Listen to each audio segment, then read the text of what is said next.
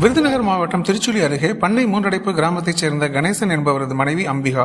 இவர் கடந்த 8ஆம் தேதி முதல் வீட்டிலிருந்து காணாமல் போனதாக கூறப்படுகிறது. இதனால் அதிர்ச்சியடைந்த அவரது உறவினர்கள் அம்பிகாவை உறவினர் வீடுகள், நண்பர்களின் இல்லங்கள் என பல இடங்களில் தேடி உள்ளனர். பல்வேறு இடங்களில் தேடியும் அவர் கிடைக்கவில்லை என்பதால் அம்பிகாவின் உறவினர்கள் திருச்சுழி காவல் நிலையத்தில் காணாமல் போன அம்பிகாவை கண்டுபிடித்து தருமாறு புகார் அளித்தனர். இந்த நிலையில் இன்று காணாமல் போனதாக கூறப்படும் மூதாட்டி அம்பிகா திருச்சுழியில் இருந்து காரியாப்பட்டி செல்லும் சாலையில் புலிக்குறிச்சி பஸ் ஸ்டாப் அருகே உள்ள காட்டுப்பகுதியில் சடலமாக கிடந்துள்ளார்.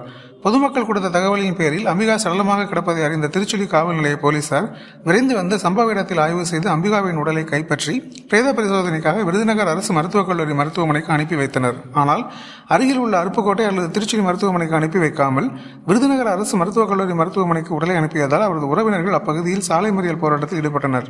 போலீசாரின் பேச்சுவார்த்தையை தொடர்ந்து அவர்கள் கலைந்து சென்றனர். மேலும் இந்த சம்பவம் குறித்து வழக்கு பதிவு செய்த திருச்சுழி காவல் நிலைய போலீசார் அம்பிகா கொலை செய்யப்பட்டாரா என தீவிர விசாரணை நடத்தி வருகின்றனர். மேலும் அவர் காணாமல் போவதாக கூறப்படும் 8ஆம் தேதி அன்று பைக்கில் 2 பெண்களுக்கு நடுவில் அம்பிகா அமர்ந்து சென்றதாக கூறப்படுகிறது.